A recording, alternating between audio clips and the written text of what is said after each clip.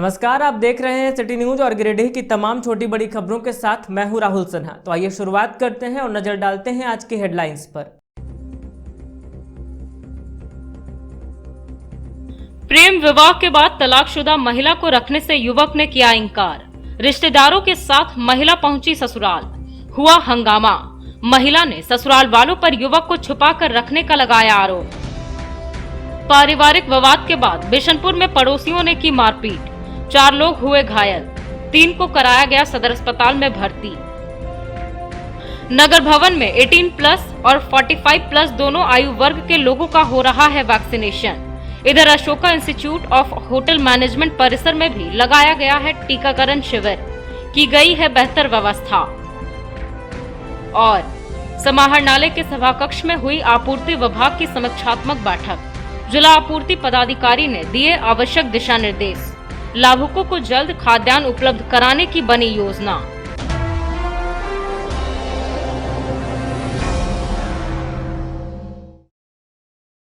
और अब खबरें विस्तार से। कुलडीहा निवासी पिंटू कुमार दास पर एक महिला ने शादी कर इसे अकेला छोड़कर फरार हो जाने का आरोप लगाया है। बताया गया कि महिला पहले से शादीशुदा थी। युवक ने महिला को शादी का झांसा देकर इसके साथ संबंध बनाया और फिर शादी कर महिला को अकेला छोड़ फरार हो गया। शुक्रवार को जब महिला अपने ससुराल गई तो ससुराल वालों ने भी इससे न अपनाते हुए धमकियां दी। प्रेम प्रसंग के बाद हुई शादी और अब पति द्वारा पत्नी को साथ नहीं रखने का मामला शुक्रवार को उजागर हुआ है और इस बात पर कोल्डीहा के पीछे 20 नंबर बस्ती में हंगामा भी हुआ। बताया गया कि जोगीटाड़ निवासी काशीदास की पुत्री पिंकी कुमारी से बीते 24 मई को मुफस्सिल क्षेत्र के ही कोल्डीहा निवासी पिंटू कुमार दास ने महिला थाना के बगल में स्थित मंदिर में शादी रचाई थी। बताया गया कि युवती का पूर्व में विवाह हुआ था और पहले पति से उसका तलाक हो चुका था। बाद में युवक पिंटू कुमार दास इससे फोन पर बातें करने लगा और शादी करने का झांसा देकर उसके साथ संपर्क स्थापित किया। हालांकि यह शादी करने के मामले में टाल मटोल कर रहा था, जिसके बाद युवती महिला थाना गई और युवक पर दबाव बनाने का आग्रह किया। बाद में पुलिस के सहयोग से इसका विवाह कराया गया, लेकिन युवक ने पहले शादी के तलाक के कागजात की मांग करते हुए इसे अपने साथ अपने घर ले जाने से इनकार कर दिया। शुक्रवार को युवती अपने पुराने शादी के तलाक पेपर को लेकर लड़के के घर गई तो लड़का घर से फरार था और उसके घर वाले इसे अपनाने को तैयार नहीं थे, जिसके बाद पिंकी और इसके रिश्तेदारों ने परिवार वालों पर लड़के को भगाने का आरोप लगाया। इस बाबत पिंकी कुमारी का कहना है कि लड़का कहीं छुप गया है। मौके पर पहुंचे वार्ड पार्षद ने आश्वासन दिया कि रविवार को दोनों परिवार वालों को इकट्ठा कर सामाजिक स्तर पर मामला को सलटा दिया जाएगा। मामला ये है कि मैं जोगीटाड़ की रहने वाली हूँ, मुफस्सिल थाना की, और लड़का भी मुफस्सिल थाना का ही रहने वाला है। पिंटू कुमार दास, पिता का नाम घनश्याम दास। वो 2 साल से हम लोग का रिलेशनशिप था। तो लड़का हमको आश्वासन दिया था कि तुमसे शादी करेंगे, ठीक है। मैं पहले से मैरिड हूँ, मेरा इसमें इस सिलसिले में डिवोर्स होने के कगार पे था। लड़का आश्वासन दे दे के रखा पूरा, और लड़का ने कहा कि मेरे घर वाले नहीं मान रहे हैं, तुम मेरे खिलाफ जाके FIR करो थाने में, महिला थाना में FIR करो। उसके बाद मेरे को लेके जाएंगे, फिर मेरे कानून FIR दर्ज होगा, फिर मैं तेरे से शादी करूँगा। मेरे घर वाले इसके खिलाफ हैं। वो लोग बोल रहे हैं कि तुम मेरे घर आओगी तो सब जान से मार के फेंक देंगे और हमको भी यहाँ से भगा देंगे। मेरे पर दबाव है, इसलिए तुम कानून का सहारा लो। लड़का का सारा रिकॉर्डिंग वीडियोस मेरे पास है। ऐसा बोला, मैंने वहाँ पे FIR किया। महिला थाना पहुँच के फिर वहाँ पे मामला गई, लड़का को बुलाया गया वहाँ पे।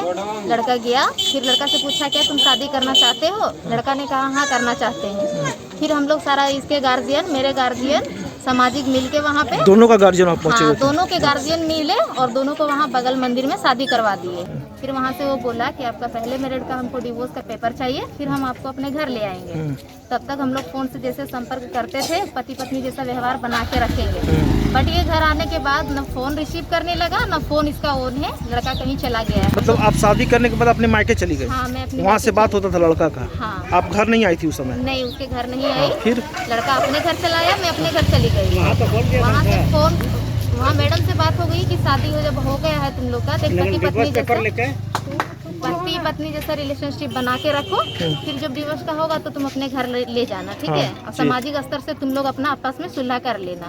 फिर क्या घर हुआ? आने के बाद लड़का अपना मोबाइल ऑफ कर दिया, पता नहीं कहाँ है। हम लोग कई बार प्रयास किए ये लोग से कि लड़का से बात करवाइए, इसके घर वाले से रिक्वेस्ट किए, कन्वेंस किए, बट ये लोग हम लोग का बात नहीं सुने और धमकी देने लगे कि लड़का नहीं है, नहीं करेंगे तुमसे शादी, तुमको डिवोर्स करा देंगे, ऐसे वैसे नहीं रखेंगे, घर आओगी तो जान से मार के फेंक देंगे। तो हम लोग अपना पेरेंट्स को लेके, मैं अपने भाई लोग को, पापा लोग आज आप आई हैं? आज मैं आई यहाँ पे पिंटू कुमार दास का घर, तो पता चला पिंटू कुमार दास घर में नहीं है। ये लोग कभी कह रहे हैं कि मेरा बेटा बाहर चला गया है काम करने के लिए, तो कभी कह रहे हैं कि कोर्ट से फैसला करेंगे, कभी कह रहे हैं कि थाने वाला के लिए को भेजो, तो कभी कह रहे हैं कि जाओ जो करेगी सो कर लो, घर घुसेगी तो जान से मार के फेंक देंगे। पिंकी कुमारी की बहन हूँ, मैं मेरी बहन हूँ। हम लोग लड़की लोग के यहाँ लेके आए थे लड़का को खोजने के लिए, तो ये लोग को धमकी दिया जा रहा है कि जबरदस्ती आ रहे मेरे घर में कांड करने के लिए। तो हमने कहा कि नहीं, हम लोग यहाँ लड़का से मिलने आए हैं, सबूत के साथ, पेपर ऊपर सब साथ में था हम लोग को। तो उसका पापा, लड़का का बाप बोल रहा तुम्हारा उंगली तोड़ देंगे मार के, और भाई बोलता है कि मैं ऐसा शादी नहीं मानते, मेरा भाई ऐसा शादी 10 गो किया है। तो वही पूछना चाहते हैं कि इसका भाई 10 गो शादी कर ले चलता है, किसी भी इतना लड़की का जिंदगी आसान नहीं कि सबके जिंदगी के साथ खेलते चले। तो क्या चाहती हैं आप लोग? हम क्या चाहते हैं, मेरे बहन के साथ शादी हुआ है, मेरे पास पूरा प्रूफ है, तो इस लड़की को अच्छे से रखे अपने पास। तो वैसा हम चाहते हैं कि आराम से लड़का लड़की रहे और बढ़िया से जीवन। पचम्बा के बिशनपुर में दो पक्षों के बीच मारपीट हो गई। घटना में एक ही पक्ष से 4 लोग घायल हो गए, जिनका इलाज सदर अस्पताल में चल रहा है। बताया गया कि पीड़ित पक्ष से रेहाना परवीन के बेटे ने घर के बगल की एक लड़की से प्रेम विवाह किया है, जिसके बाद से ही दोनों घरों में झगड़ा झंझट होता रहता है। इस बार भी लड़की के मायके पक्ष ने इन लोगों के साथ घर में घुसकर मारपीट की। पचम्बा के बिशनपुर के रहने वाले गुलबसा परवीन, मुजाहिद मिर्जा, तौहीद मिर्जा व रेहाना परवीन को मारपीट कर घायल कर दिया गया। चारों का इलाज सदर अस्पताल में कराने के बाद एक को छोड़ दिया गया, जबकि 3 वहीं भर्ती हैं। बताया गया कि रेहाना परवीन के बेटे ने बगल में रहने वाली लड़की से प्रेम विवाह किया था। निकाह करने के बाद से ही लड़की पक्ष के लोगों की अदावत लड़के पक्ष के साथ चल रही थी और हमेशा मारपीट की नौबत आ जाया करती थी। बताया गया कि लड़की के सह पर ही उसके मायके वाले इनसे उलझते हैं। शुक्रवार को लड़की की गोतनी ने इसके बच्चे को गोद में उठाया तो वह गाली गलौज करने लगी। मना करने पर अपने मायके वाले से बुलाकर मारपीट करवाया। बताया गया कि लड़की पक्ष से 8 लोग आए और सबके साथ मारपीट करने लगे। मारपीट करने के बाद लड़की अपने मायके चली गई। मारपीट करने वालों की पहचान इरशाद शेख, नौशाद शेख, दिलशाद शेख आदि के रूप में की गई। घटना को लेकर पीड़ित पक्ष की ओर से पचम्बा थाने में आवेदन भी दिया गया है। नाम हुआ आपका? मेरा नाम मुजाहिद मिर्जा हुआ। कहाँ का रहने वाले? रहने वाले बिशनपुर पचम्बा थाना के रहने वाले। क्या हुआ था? हुआ था ये कि सुबह जैसे हम सोए हुए थे, बुधवार से बताइए। ये बुधवार का घटना है, समझे ना। जैसे मेरा माँ बोली थी कि मेरा छोटी बहू को कि तुम आके चलते तुम तो सामान लाना है। तो बोले कि हम नहीं जाएंगे, आपको जाना है चाहिए, हमको नहीं जाना है, हम कभी नहीं जाएंगे। और उसी के दिन सुबह दूसरे दिन रात को वेडनेसडे को मतलब ऐसा बोलती है अपने आप चले जाते हैं, सुबह उठते ही और चल जाते हैं, मैके चले जाते हैं। 2 घंटा 3 घंटा रहती है, घर में खोजते हैं मेरा माँ की कहाँ है, कहाँ गई बहू, कहाँ गई। तो पता चलता कि वहाँ है अपने मैके में। अब गई मेरा माँ इधर से, तो मेरा माँ को वहाँ पर पहले उसका भाई लोग जो है, मेरा भाई छोटा भाई का साला था, तो मतलब गाली गलौज करने लगा। तो हल्ला गुल्ला हो रहा था, तो हम गए वहाँ पर देखने के लिए क्या है। तो देखते हैं कि मेरा माँ को ऐसा, उसका माँ जो है मेरी मतलब भाई का बीवी है, जो उसका माँ मतलब मेरा भाई के साथ, वैसे मेरा माँ को पकड़ के रखी है। लोग मतलब गाली गलौज कर रहा है, मेरा माँ को मारपीट कर रहा है। तो हम जो तो मेरे जाहिर से बनता है कि जब अपने माँ को देखेंगे मारपीट करते तो हम भी तो कुछ न कुछ बोलेंगे सब। तो वही हम लोग हल्ला गुल्ला होने लगा, वहाँ मारपीट होने लगा, गाली गलौज पूरा हुआ। फिर माहौल शांत हो गया, कल दिन भर पूरा ख़त्म हो गया। आज सुबह की बात है, आज सुबह पप्पू माफिया जो मुस्तफा मिर्जा वार्ड पार्षद है बिशनपुर का, और माफिया भी है, उसके साथ में टिंकू उसका सहयोगी जो साथी है मोहम्मद चांद, वो भी आए थे और मेरे घर में आया फैसला करने के लिए कि हम फैसला करने आए, तुम लोग क्या बात है नहीं। और उन लोग पूरा मतलब ग्रुपिंग बना के आया था, पीछे से आया हाजरा परवीन और मेरा बहन को जो है बैठी हुई है उसको मारा है। गोदी में बच्चा था, उसका बच्चा मतलब गोदी में था, तो उसको पटक के छीन लिया और मेरे बहन को भी मारपीट किया। और उसका भाई जो है दोनों इरशाद और दिलशाद उसको पकड़ के ले गया बाहर और खेत में पटक दिया, उसको लात घुसा मारा मेरा बहन को। हम लोग को भी मारा है, देखिए चोट है यहाँ पर, ठीक है, मेरा आँख के पास, और दिखाते हैं मेरा पीठ में भी चोट है। ऐसे मतलब मार रहा था कि जैसे एकदम जान से मार देना, सबको ख़त्म कर देना, समझे ना। देखिए मेरा भाई है, इसको देखिए है ना, पूरा जोर जोर से मारा है। लड़का बीमार रहता है हमेशा और इसको मारपीट करता है। इसका बीवी है जो हमेशा इसके साथ मतलब गलत किया। कहाँ को आपके भाभी का कहाँ नहरा है? वहीं बिशनपुर ही है, वही मोहल्ले में ही। मोहब्बत में शादी किया है दोनों, समझे ना। आज मतलब तफरका हो रहा है दोनों के बीच में। तो आपका परिवार वालों को मार रहा है, पीट रहा है उसका परिवार वाला। तो आपके भाई क्या करते हैं? मेरा भाई मतलब ऐसे सेंटरिंग का काम करते हैं। वो किनके तरफ है? वो मतलब अपने बीवी के पक्ष में या? वो किसी के पक्ष में नहीं है। वो गलत देखा तो बोला कि हम, उसको खुद मालूम नहीं था कि क्या हुआ नहीं हुआ, तो काम में था लड़का। हम लोग जब मेरा माँ को मारने लगी तब हम गए वहाँ पर ही। अब जब वहाँ से आए तो फ़ोन किए भाई को, कहाँ है तुम आओ, तो बोला हम काम में है। तो फिर जब घर आया तब तो इसको पता चला कि ऐसा ऐसा बात है ना। तब उसका सास ससुर तब आया इसको पूछने के लिए कि आप क्या कीजिएगा, आप बताइए, आप मतलब यहाँ मेरे से घर में रहिएगा कि कहीं और रहिएगा, है ना। तो इसको चाहता है कि घर जमा बना के रखे और इसको मतलब परिवार से अलग कर दे, इसका माँ बाप से अलग कर दे। तो आप लोग थाना में आवेदन दिए? थाना में आवेदन दे दिए, उसको फोटो भी जरूर कॉपी है मेरे पास। मुफस्सिल थाना क्षेत्र के पहाड़ीडीह निवासी मोहम्मद मकसूद अंसारी चितरडीह के पास हुए सड़क हादसे में मौत के शिकार हो गए। बताया गया कि वह चंदवारा से वापस अपने घर गिरिडीह लौट रहे थे। इसी क्रम में विपरीत दिशा से आ रही एक ट्रक ने उन्हें अपनी चपेट में ले लिया, जिससे मौके पर ही उनकी मौत हो गई। शुक्रवार को उनके शव का पोस्टमार्टम सदर अस्पताल में करवाया गया। मुफस्सिल क्षेत्र के पहाड़ीडीह के रहने वाले मोहम्मद मकसूद अंसारी की मौत राजधनवार के चितरडीह के पास सड़क हादसे में हो गई। घटना के बाद पुलिस ने शव को कब्जे में लेकर उसे पोस्टमार्टम के लिए सदर अस्पताल लाया, जहां शव का पोस्टमार्टम करवाया गया। बताया गया कि मकसूद अंसारी कोडरमा के मिटको कंपनी में कार्यरत थे। चंदवारा में उनकी पोस्टिंग थी। वे चंदवारा से गुरुवार रात वापस अपने घर गिरिडीह लौट रहे थे, तभी विपरीत दिशा से आ रहे ट्रक ने उन्हें अपनी चपेट में ले लिया। घटना में मौके पर ही उनकी मौत हो गई। घटना के बाद स्थानीय लोगों ने पुलिस को इसकी सूचना दी, जिसके बाद पुलिस ने शव को कब्जे में लेकर घर वालों को इसकी सूचना दी। घर वाले जब मौके पर पहुंचे तो शव को पोस्टमार्टम के लिए सदर अस्पताल लाया गया। मौके पर विधायक प्रतिनिधि एहसान आलम समेत कई प्रमुख लोग जुटे और पीड़ित परिवार को ढाढ़स बंधवाया और पोस्टमार्टम करवाने की प्रक्रिया में मदद की। बताया गया कि मकसूद अंसारी एक सामाजिक व मिलनसार व्यक्ति थे। उनके आकस्मिक मौत की खबर से इलाके के लोग गमगीन हैं। इनका नाम था एमडी मकसूद अंसारी। कहाँ के रहने वाले थे? ये बरवाडी भूत बंगला के पास के रहने वाले हैं। क्या हुआ था? कहाँ से एक्सीडेंट हुआ? एक्चुअली ये अभी मतलब कोविड के चक्कर में वहाँ पे ऐसे इनका डेरा वगैरह सब था, जहाँ पे नौकरी करते थे कोडरमा में, चंदवारा में। लेकिन कोरोना की वजह से वहाँ पे जहाँ पे रहते थे वहाँ पे थोड़ा सा कोविड वगैरह फैला हुआ था, इसलिए घर से ही अप एंड डाउन करते थे। थोड़ा नौकरी वोकरी का टेंशन था, तो वो जब पर डे यहाँ से आना जाना करते थे। सुबह में घर से ही हम लोगों के पास से नमाज़ वगैरह पढ़ के निकले। उसके बाद 9:30 बजे वो अटेंडेंस बनाए, फिर मेरे से बात भी हुई। और अभी ऑफिस वगैरह में कुछ काम वाम कुछ खास है नहीं, तो 12:30 बजे के लगभग वहाँ से ऑफिस से वो निकल गए। निकलने के बाद यहाँ पे कोरी महुआ एक जगह है, वहाँ पे 10 चक्का जा रहा था, 10 चक्का मार करके फरार हो गया। हम लोगों को खबर आया, किसी मतलब वहाँ को आदमी था, ग्रामीण को था, वो फ़ोन करके उन्हीं के नंबर पे फ़ोन किया हमको कि मतलब उनका ऐसा ऐसा है, तो ऑन द स्पॉट उनका डेथ हो गया है। तो फिर अफरा तफरी में हम लोग गए वहाँ पे, फिर थाना वाना में जो काम था वो कार्रवाई की। गाड़ी का तो अभी तक कुछ ज़्यादा पता चला नहीं है।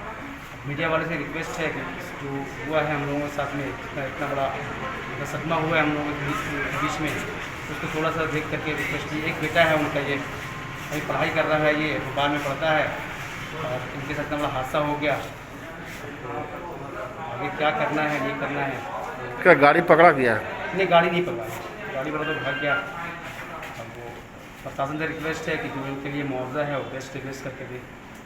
उनका एक ही बेटा है, एक मम्मी है, वो भी मतलब समझिए कि अभी 1.5 महीना पहले ऑपरेशन करा के उनको दिल्ली से लाए हैं। ऐसा मामला हो गया। समाहरणालय के सभा कक्ष में जिला आपूर्ति पदाधिकारी गौतम कुमार भगत की अध्यक्षता में अनाज आपूर्ति से संबंधित समीक्षात्मक बैठक आयोजित की गई। बैठक के दौरान सभी संबंधित अधिकारियों के साथ खाद्यान्न वितरण समेत अन्य संबंधित मुद्दों को लेकर विचार विमर्श करते हुए आवश्यक दिशा निर्देश जारी किए गए। समाहरणालय के सभा कक्ष में शुक्रवार को जिला आपूर्ति पदाधिकारी गौतम कुमार भगत की अध्यक्षता में अनाज आपूर्ति संबंधित समीक्षात्मक बैठक विस्तार पूर्वक की गई। इस दौरान सभी प्रखंड के आपूर्ति पदाधिकारी, सहायक गोदाम प्रबंधक व संबंधित अधिकारी उपस्थित थे।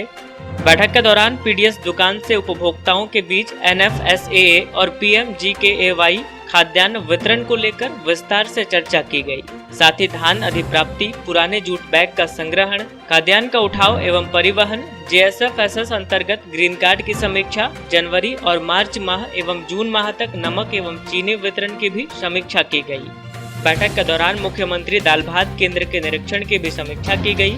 जिला पूर्ति पदाधिकारी श्री भगत ने बताया कि बैठक में भारत सरकार द्वारा संचालित अनाज वितरण को लेकर समीक्षा की गई कि गोदाम से सभी डीलरों के पास समय पर अनाज पहुंच रहा है या नहीं और इसका सही से वितरण लाभुकों को प्राप्त हो रहा है या नहीं। इस दौरान बताया गया कि गोदाम से अनाज को सभी पीडीएस दुकानों तक पहुंचा दिया गया है।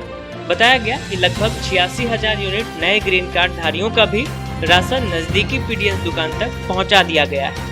धान उठाव के संबंध में बताया गया कि 50,000 क्विंटल धान उठाव बाकी है, जिसे 1 सप्ताह के अंदर पूरा कर लेने का निर्देश दिया गया। बताया गया कि अभी सभी कार्डधारियों को 5 किलो प्रति यूनिट के हिसाब से चावल मुहैया कराया जा रहा है। आज समाहरणालय सभा कक्ष में हम लोग आपूर्ति विभाग का समीक्षा बैठक आयोजित किए थे, जिसमें सभी प्रखंड के प्रखंड आपूर्ति पदाधिकारी एवं सहायक गोदाम प्रबंधक बैठक में उपस्थित थे। आज के बैठक का मुख्य उद्देश्य था कि अनाज का वितरण सही से हो रहा है कि नहीं, सभी जगह पे अनाज पहुंचा है कि नहीं, खासकर भारत सरकार के द्वारा PMGKY एवं NFSA के तहत जो खाद्यान्न मिलता है उसका डिस्ट्रीब्यूशन हमारे डीलर तक पहुंच रहा है कि नहीं, उसकी समीक्षा बैठक आयोजित की गई थी। हमने सभी प्रखंडों से समीक्षा के क्रम में पूछा कि हमारा अनाज जो यहाँ से भेजे हैं वो प्राप्त हुआ है कि नहीं, तो सभी के द्वारा ये बताया गया कि अनाज गोदाम तक आ गया है और सभी डीलरों को मुहैया करा दिया गया है। अभी नए ग्रीन कार्डधारी हम लोग जोड़े हैं, करीब 86,000 लोगों को जोड़े हैं, उनका भी राशन हम लोग राशन दुकान तक पहुंचा दिए हैं और सभी लाभुकों को इसका लाभ दिया जा रहा है। साथ ही हम लोग अभी जो धान अधिप्राप्ति के अंतर्गत हम लोग का धान का उठाव समय से करना था, उसकी समीक्षा की गई। धान का उठाव लगभग हो चुकी है, करीब 50,000 क्विंटल अभी धान का उठाव बाकी है, उसको हम लोग 1 सप्ताह के अंदर करने का निर्देश दिए। साथ ही हमारा जो सभी दुकानों से बोरा का कलेक्शन करना था, उसके लिए निर्देश दिया गया है कि अविलंब बोरा का उठाव किया जाए, ताकि हम लोग समय से चावल का उठाव कर हम लोग अपने FCI गोदाम तक भेज सकें। अभी हम लोग मुख्य रूप से प्रधानमंत्री के द्वारा दिए गए निर्देश का अनुपालन कर रहे हैं और सभी लोगों को 5 किलो प्रति यूनिट के दर हिसाब से सभी लोगों को अनाज मुहैया कराने का काम कर रहे हैं। अभी विशेषकर इसी पर विशेष फोकस है और हम लोग सभी लाभुकों को इससे लाभान्वित करने का प्रयास कर रहे हैं। हुट्टी बाजार स्थित नगर भवन में शुक्रवार को उपायुक्त राहुल कुमार सिन्हा के निर्देश पर 18 से 44 वर्ष और 45 वर्ष से अधिक उम्र के लोगों के लिए कोविड वैक्सीनेशन शिविर का आयोजन किया गया। शिविर में 45 वर्ष से अधिक उम्र के लोगों के लिए ऑन द स्पॉट रजिस्ट्रेशन की व्यवस्था भी की गई थी। उपायुक्त के निर्देश पर शुक्रवार से हुट्टी बाजार नगर भवन में 45 प्लस एवं 18 से 44 वर्ष के लाभुकों के लिए कोविड वैक्सीनेशन शुरू करवाया गया। शिविर में जहां 45 वर्ष एवं उससे ऊपर के नागरिकों को ऑन द स्पॉट रजिस्ट्रेशन की सुविधा उपलब्ध कराई गई है, वहीं 18 से 44 वर्ष के योग्य लाभुकों को पंजीकरण कर स्लॉट बुक करना अनिवार्य किया गया है। बताया गया कि 18 से 44 आयु वर्ग वाले सभी पंजीकृत लाभार्थियों को कोविड का टीका लगाया जा रहा है। टीकाकरण केंद्रों पर काफी उत्साह एवं जोश का माहौल दिख रहा है। टीकाकरण केंद्र पर कोविड-19 प्रोटोकॉल का अनुपालन सुनिश्चित करते हुए टीका लगाने का कार्य किया जा रहा है। यहाँ लाभार्थियों की सुरक्षा एवं सुविधा को दृष्टिगत रखते हुए पुलिस बल की तैनाती की गई है और पर्याप्त मात्रा में फेस मास्क, हैंड सैनिटाइजर व अन्य सुविधाओं को बहाल किया गया है, ताकि लाभार्थियों को किसी भी प्रकार की कोई असुविधा न हो।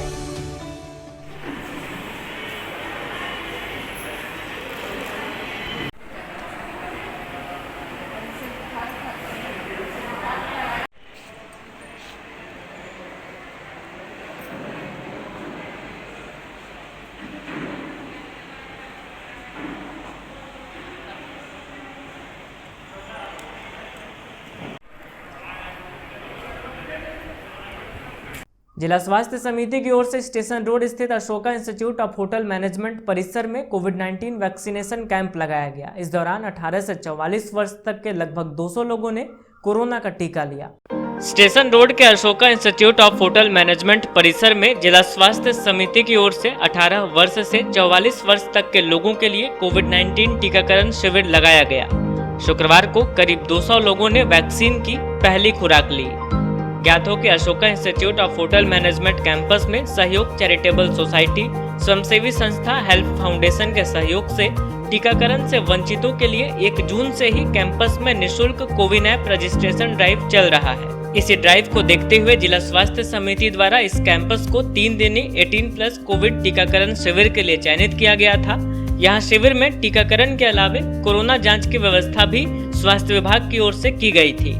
संस्थान ने स्वास्थ्य विभाग की टीम को भरपूर सहयोग किया। यहाँ अग्रिम निबंधन, सोशल डिस्टेंस, पेयजल, स्वच्छ हवादार वातावरण के साथ एयर कूल्ड वेटिंग हॉल की व्यवस्था थी। शिविर में युवाओं ने बढ़ चढ़कर हिस्सा लिया तो महिलाओं ने बेहतर व्यवस्था पर कॉलेज प्रबंधन टीम को बधाई दी। सहयोग चैरिटेबल सोसाइटी के सदस्यों ने विधि व्यवस्था को बनाए रखने में स्वास्थ्य कर्मियों की मदद की। वहीं हेल्थ फाउंडेशन की टीम ने टीका लेने वालों को प्रतिकूल अवस्था मैनेजमेंट हेतु आवश्यक निर्देश दिए। शिविर को सफल बनाने में Ashoka institute of hotel management के निदेशक बबलू भारद्वाज, अधिवक्ता सह मुख्य सलाहकार AIHM अमित विक्रम, अभिषेक कुमार, प्रमोद कुमार एवं अविनाश कुमार सहित AIHM की नॉन टेक्निकल टीम ने सहयोग किया। वहीं सहयोगी संस्था हेल्प फाउंडेशन के रितेश चंद्र एवं प्रियांशु शेखर की भूमिका भी प्रशंसनीय रही।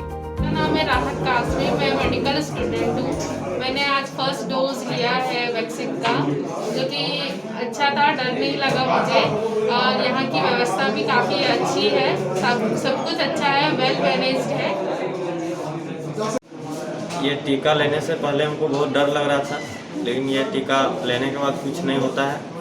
जो भी अभी टीका नहीं लिए हैं वो भविष्य के लिए जल्द ही ले लेना चाहिए। इस टीका लेने से कोई उस तरह का नुकसान नहीं है, फायदा ही है। काफ़ी टाइम के बाद वैक्सीन लिए तो फिर ये तो सबको लेना ही चाहिए, इसलिए डर वर नहीं लगा है। और माहौल और व्यवस्था का काफ़ी अच्छा है, बहुत अकेले में दिया गया है तो फिर मैनेजमेंट काफ़ी अच्छा है, इसलिए वैक्सीन तो सबको लेना ही चाहिए। वैक्सीन लेना तो सबको ज़रूरी है।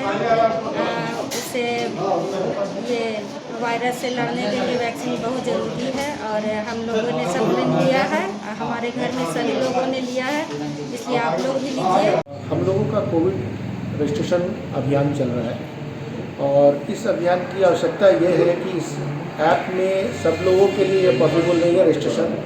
तो गिरिडीह में ऐसी बहुत सारी कम्युनिटीज़ हैं जिनके पास डिजिटल लिटरेसी बिल्कुल कम है या तो मोबाइल ही नहीं है। तो ऐसे में हम लोगों ने इस चीज़ का अध्ययन भी किया, कई जगह गांव में बात की कि कैसे लेना चाहते हैं, लेंगे कैसे, बोलता है ये चाहिए वो चाहिए। तब हम लोगों ने इसके लिए एक प्लान बनाया कि नहीं, हम लोग इसके लिए एक अभियान चलाते हैं। और हम लोग स्लम एरिया के जितने लोग हैं, तो पता चला अर्बन एरिया में भी बहुत सारे लोग हैं तो डिजिटली साक्षर तो है लेकिन वो जानते नहीं है अब तक। तो हम लोग उस पर कैंपेन मोड में अलग अलग जगहों पे कर रहे हैं। गिरिडीह में आज ये 6ठा जगह है हमारा जहाँ हम लोग ये कैंपेन चला रहे हैं। और इसके तहत हम लोग गिरिडीह में कुल मिला के अभी तक हम लोग 370 आदमी का हम लोगों ने रजिस्ट्रेशन किया और उनमें से मान के चलिए लगभग 100 आदमी ऐसे थे जिनके पास मोबाइल भी नहीं था, तो उनका हम लोगों ने रजिस्ट्रेशन किया। इसी क्रम में हमारा सिलसिला चल रहा था, इसको देख के किरण पब्लिक स्कूल ने भी हमारे साथ बढ़ाया कि कदम हम भी आपके इस कैंपेन में काम करते हैं। किरण पब्लिक 1 तारीख से शुरू किया। तो अशोका इंटरनेशनल इनके संस्थापक संस्था जो है सहयोग चैरिटेबल ट्रस्ट, सहयोग चैरिटेबल सोसाइटी, इन्होंने भी कहा कि हम इसको चलाएंगे। तो फिर इनके यहाँ हम लोग किए तो सबसे बड़ा ये 2 पॉकेट बड़ा पॉकेट था झरिया गांधी और स्टेशन रोड। तो इसमें जो रजिस्ट्रेशन हम लोगों ने किया था 101 ही दिन में हो गया हमारा रजिस्ट्रेशन।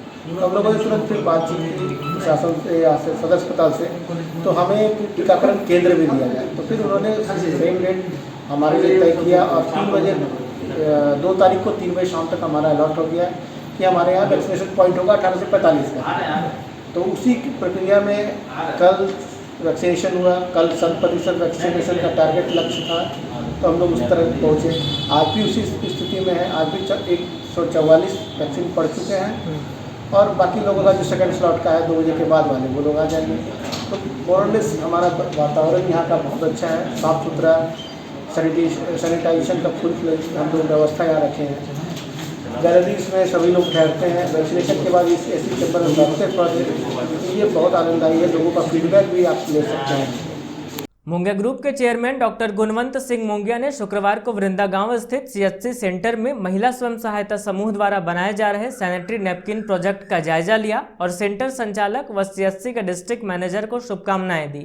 बताया गया कि मुंगिया ग्रीन फाउंडेशन ज्वाइंट वेंचर में इस प्रोजेक्ट से जुड़ने की योजना बना रहा है। मुंगिया ग्रुप के चेयरमैन डॉक्टर गुणवंत सिंह मुंगिया बिरनी के वृंदा गांव स्थित किरण कुमारी के सीएचसी सेंटर में पहुंचे और महिला स्वयं सहायता समूह की महिलाओं द्वारा बनाए जा रहे सैनिटरी नैपकिन प्रोजेक्ट का अवलोकन किया। मौके पर मुंगिया ग्रुप के निदेशक प्रवीण बर्नवाल, मुंगिया ग्रीन के स्टेट हेड सह वरिष्ठ पत्रकार अभिषेक सहाय, सीएचसी के डिस्ट्रिक्ट मैनेजर पप्पू कुमार आदि मौजूद रहे। इस दौरान महिलाओं ने उनके समक्ष लाइव डेमो दिखाकर नैपकिन बनाने की विधि उन्हें समझाई। ग्रामीण क्षेत्र में बेहतर सैनिटरी नैपकिन बनाने की इस परियोजना को देखकर डॉक्टर गुणवंत अभिभूत दिखे और सेंटर संचालक किरण कुमारी व सीएचसी के डिस्ट्रिक्ट मैनेजर पप्पू कुमार को शुभकामनाएं दी। असल में मुंगिया ग्रुप की सामाजिक इकाई मुंगिया ग्रीन फाउंडेशन जल्द ही ज्वाइंट वेंचर में इस प्रोजेक्ट से जुड़ने की योजना बना रहा है ताकि जिले भर में महिलाओं को रोजगार से जोड़ा जा सके। इसी के निमित्त यह निरीक्षण कार्यक्रम किया गया। समूह होता है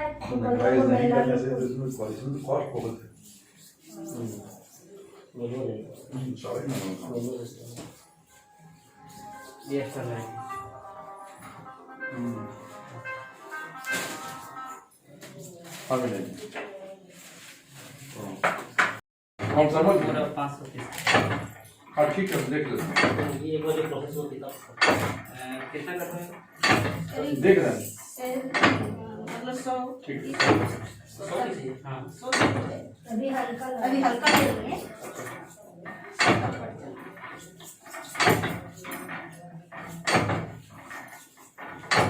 40 से 50 सेकंड एक तैयार हो जाता है।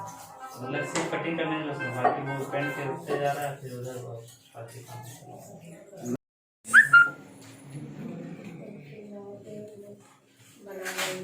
कौन सा पेपर है आपको बता दीजिए।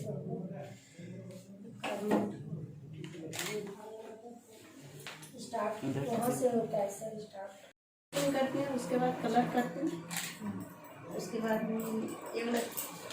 जेल शीट है।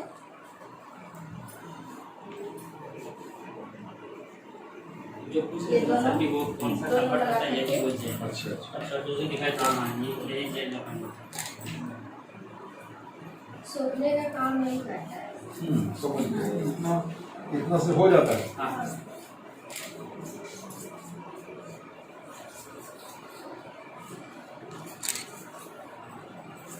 तो ये उसमें वहाँ पर जो है वो दो कपड़ा के बीच में इसमें चार कपड़ा इस तरह का चार इसमें जानते हैं सर, ये वाला लगाते हैं। देखिए सर इससे बनाएंगे एक प्लेट डाला तो जेल शीट है, फिर इसके ये वाला डाला और एक में 5 पीस ले डालते हैं।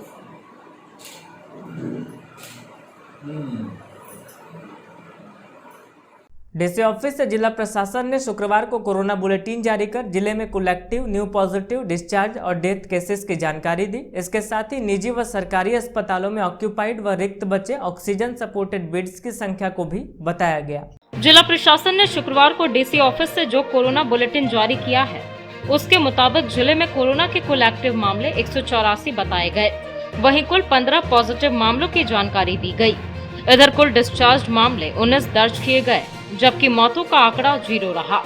डीपीआरओ रश्मि सिन्हा के हवाले से आए बुलेटिन के मुताबिक 1 अप्रैल से अब तक जिले में कुल पॉजिटिव मामले 8,717 दर्ज किए गए, जबकि कुल रिकवर्ड एवं डिस्चार्ज मामले 8,404 बताए गए। वहीं कुल मौतों के मामले 129 दर्ज किए गए। बताया गया कि जिले के सभी 20 निजी अस्पतालों में कुल 217 ऑक्सीजन सपोर्टेड बेड्स हैं, जिनमें से ऑक्यूपाइड बेड्स 13 तथा शेष बेड्स 204 हैं और सभी 14 सरकारी कोविड केयर सेंटर में कुल ऑक्सीजन सपोर्टेड बेड्स 222 हैं, जिनमें से ऑक्यूपाइड ऑक्सीजन सपोर्टेड बेड्स 14 एवं अन्य शेष 208 ऑक्सीजन सपोर्टेड बेड्स रिक्त हैं।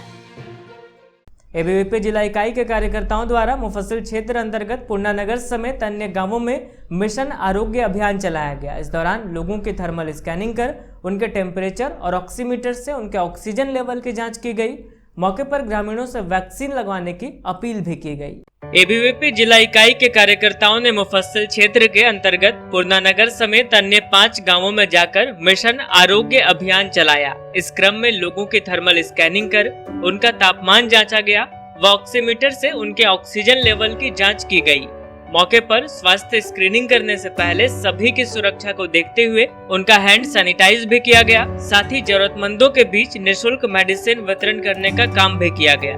बताया गया कि मिशन आरोग्य झारखंड के तहत अभाविप झारखंड के द्वारा पूरे राज्य में शुक्रवार से आरोग्य अभियान शुरू किया गया है। इस अभियान में लोगों का डेटा रिपोर्ट भी तैयार किया जा रहा है तथा गाँव वालों को जल्द से जल्द प्रखंड के सामुदायिक स्वास्थ्य केंद्र में जाकर वैक्सीन लगवाने के लिए प्रेरित और उनसे अनुरोध भी किया जा रहा है।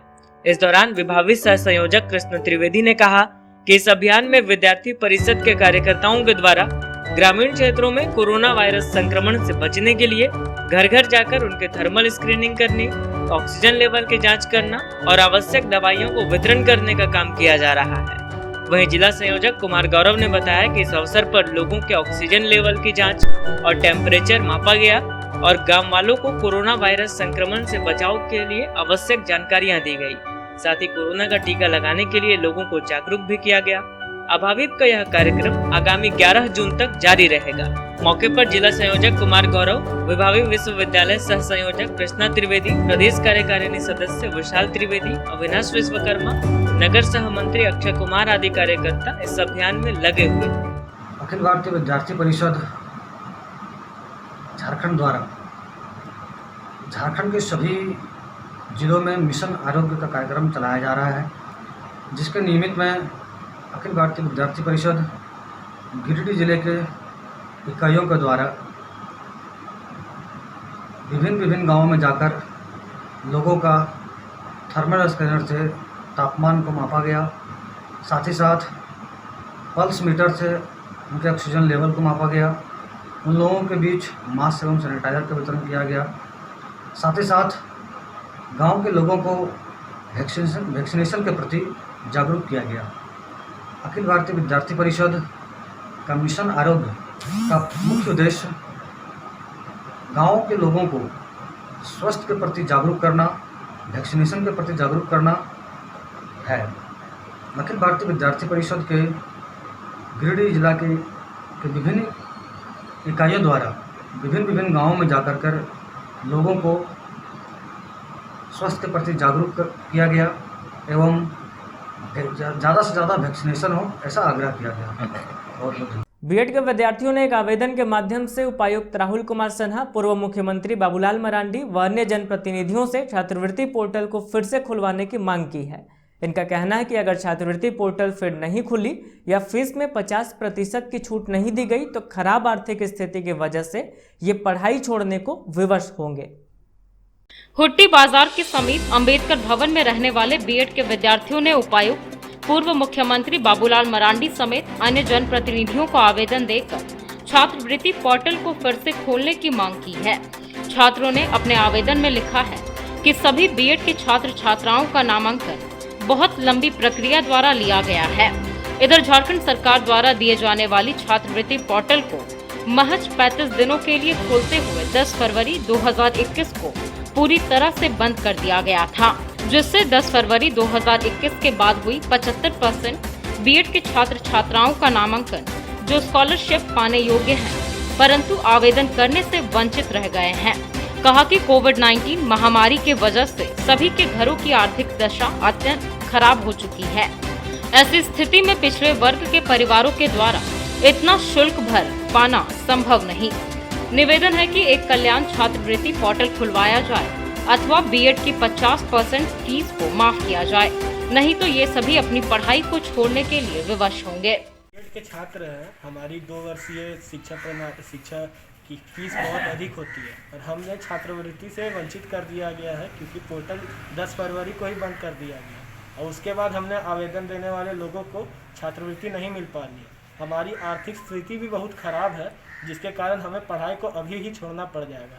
अतः सरकार से निवेदन है कि वो तो या तो छात्रवृत्ति का पोर्टल खोले या फिर हमारी 50% फीस माफ करें। जो कि 2 वर्षीय पाठ्यक्रम में सबसे अधिक फीस वाला कोर्स है, जिसमें 1.5 लाख से अधिक फीस लगता है, उसका जो स्कॉलरशिप हम लोगों को मिलता था वो स्कॉलरशिप इस बार नहीं मिल रहा है। क्योंकि इसका कारण ये है कि 10 फरवरी को स्कॉलरशिप का पोर्टल बंद कर दिया गया और उसके बाद लगभग 4000 से अधिक छात्र जो है एडमिशन लिए और उन लोगों को स्कॉलरशिप से वंचित कर दिया गया। झारखंड सरकार से यही मांग है कि छात्र विरोधी नीति को ख़त्म करके हम लोग को पुनः या तो ई कल्याण का पोर्टल को खोलिए या फिर हम लोगों का फीस को माफ़ करिए। अंत में आइए फिर से नजर डालते हैं आज की हेडलाइंस पर। प्रेम विवाह के बाद तलाकशुदा महिला को रखने से युवक ने किया इनकार। रिश्तेदारों के साथ महिला पहुंची ससुराल, हुआ हंगामा। महिला ने ससुराल वालों पर युवक को छुपाकर रखने का लगाया आरोप। पारिवारिक विवाद के बाद बिशनपुर में पड़ोसियों ने की मारपीट, 4 लोग हुए घायल, 3 को कराया गया सदर अस्पताल में भर्ती। नगर भवन में 18+ और 45+ दोनों आयु वर्ग के लोगों का हो रहा है वैक्सीनेशन। इधर Ashoka institute of hotel management परिसर में भी लगाया गया है टीकाकरण शिविर, की गई है बेहतर व्यवस्था। और समाहरणालय के सभाकक्ष में हुई आपूर्ति विभाग की समीक्षात्मक बैठक। जिला आपूर्ति पदाधिकारी ने दिए आवश्यक दिशा निर्देश। लाभुकों को जल्द खाद्यान्न उपलब्ध कराने की बनी योजना।